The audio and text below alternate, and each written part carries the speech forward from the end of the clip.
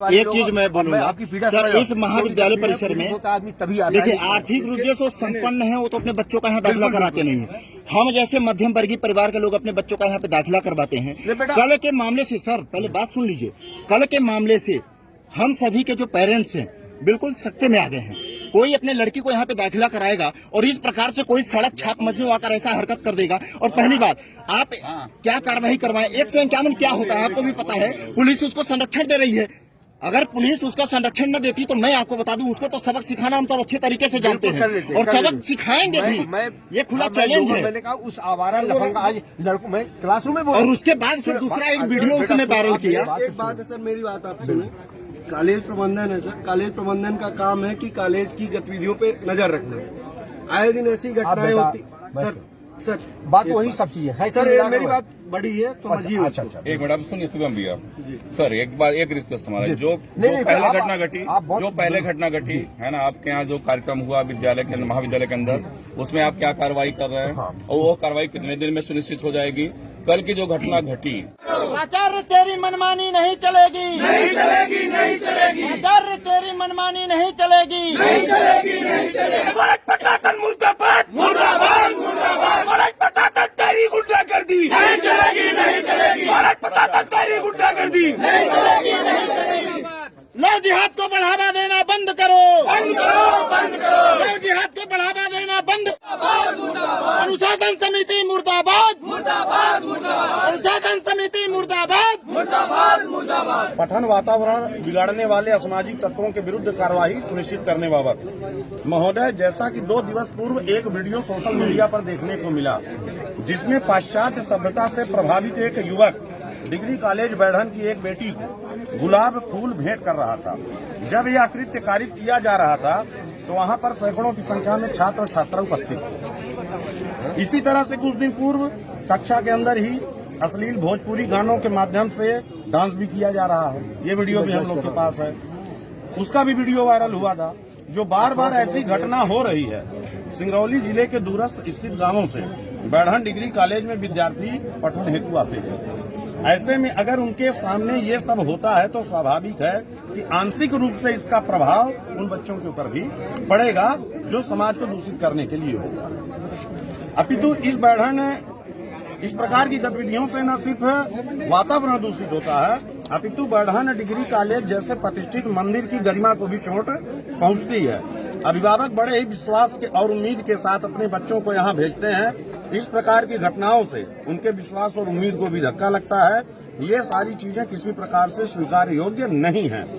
अस्तु आपसे माध्यम से भविष्य में इस प्रकार की कोई घटना सामने न आए और ये सुनिश्चित हो कि विद्या के इस मंदिर में स्वस्थ पठन वातावरण बना रहे। आप ये सुनिश्चित करें कि सभी विद्यार्थी परिसर के भीतर आई कार्ड के माध्यम से ही प्रवेश करें। अगर कोई दूसरा मार्ग परिसर में प्रवेश करने का है तो उसको तुरंत बंद किया जाए और मुख्य द्वार के आसपास सुरक्षा व्यवस्था प्रशासन के सहयोग दुरुस्त की जाए और सीसीटीवी कैमरे अनिवार्य रूप से लगे हों, ताकि कल को इस तरह की कोई घटना हो तो हमको सबूत के तौर पर तो कुछ मिल सके। ये हमारा आवेदन है आपसे। जो वायरल हुआ जिसमें एक कोई बाहरी लड़का जो है लफंगा, उसने जो है उस एक लड़की को जो है फूल दे रहा था, वो वायरल हुआ तो उसकी पीड़ा सबको थी उनको, और उन्होंने इसी उसको कि ये मैंने कैसे हुआ और इस पर रोक लगाई जाए और इस पर कार्रवाई की जाए, इस पर उन्होंने अपना ज्ञापन दिया है और हम महाविद्यालय प्रशासन पूरी तरीके से उस पर कार्रवाई करेंगे। क्या कुछ कार्रवाई करेंगे आप? उसकी कार्रवाई हम उसके लिए पहले उसके लड़की के पिता को और लड़की को हमने बुलवाया हुआ है और जैसे ही लड़की आके अपना बयान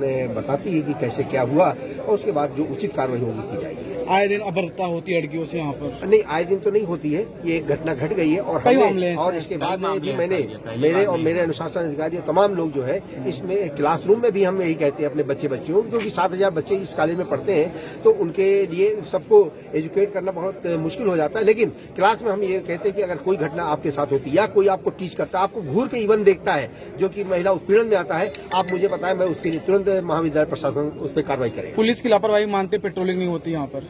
पुलिस को कई बार लिखा गया है, कभी कर देते हैं, कभी नहीं हो पाती है। रेगुलरली हम ये हमारा आपके माध्यम से अनुरोध है कि मैं पुलिस की अगर रेगुलर पेट्रोलिंग हो तो इन घटनाओं को रोका जा सकता है। लॉकडाउन के बाद से सर ये पेट्रोलिंग बंद हो गई है? नहीं, लॉकडाउन के बाद पेट्रोलिंग हुई लेकिन नहीं हुई है सर। पूरी रेगुलर नहीं, मैंने बताया रेगुलर नहीं हुई है, लेकिन होती है, कभी कभी होती है, लेकिन रेगुलर होना जरूरी है। आप जैसे कि आप सभी को जानकारी में होगा, सोशल मीडिया के माध्यम से ये संदेश सबके बीच में गया हुआ है कि महाविद्यालय के एक छात्रा के साथ, जो हमारी आपके घर की बहन बेटी है, उसके साथ एक मजनू ने, आशिक ने बीच सड़क में फूल देने का काम किया और कहीं न कहीं इससे समाज का मान सम्मान और उस लड़की की गरिमा गिरी है, जिसके विरोध में आज हम सभी लोग यहाँ पे सामूहिक रूप से इकट्ठे होकर के कॉलेज प्रबंधन एवं जिला प्रशासन से अपनी बात को रखने के लिए, अपनी मांग को रखने के लिए इकट्ठे हुए हैं। क्या कुछ मांग है आपकी?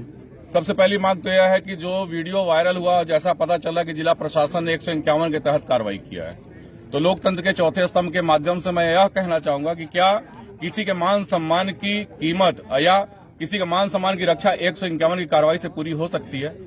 अगर पीड़िता के मान सम्मान को ठेस पहुंचाया गया है तो जो भारतीय संविधान के तहत और कानून के तहत जो धाराएं बनती हैं और जो नए संशोधन हुए उसके तहत कार्रवाई होनी चाहिए। एक मामला ज्ञात में मैं बताऊं, अपने यहाँ की गृह मंत्री ने एक आदेश जारी लव जिहाद का मामला जारी किया था।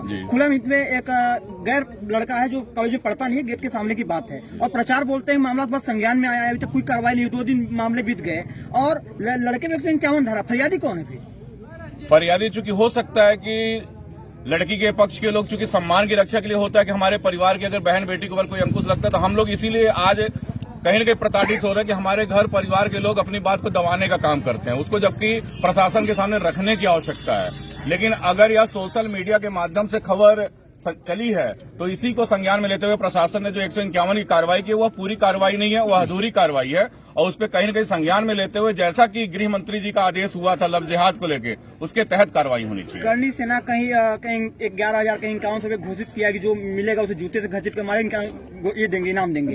ये क्या मामला है, क्या कहते हैं इसका? भाई देखिए, हमारे समाज के आज किसी की घर की वो बहन बेटी रही हो, वो कल हमारे घर की बहन बेटी हो सकती है, आपके घर की बहन बेटी हो सकती है, और उसके सम्मान की रक्षा करना हर एक संगठन का काम है, जिसके लिए करनी सेना आगे बढ़ के सामने आई है। और उसने कहा है कि अगर हमारे करनी सैनिकों को मिलेगी तो हम लोग जूते मारने काम नहीं करेंगे, उसके सीने में पीतल भरने का काम करेंगे। कई संगठन ने यहाँ के प्राचार्य को हटाने की मांग की है, इस पर आप क्या कहेंगे? प्राचार्य को हटाना निश्चित रूप से आवश्यक है, क्योंकि जब से ये प्राचार्य बने कॉलेज के तो आप लोग सुनते आए होंगे कि इनके द्वारा कई प्रकार की अनियमितताएं बरती जा रही हैं।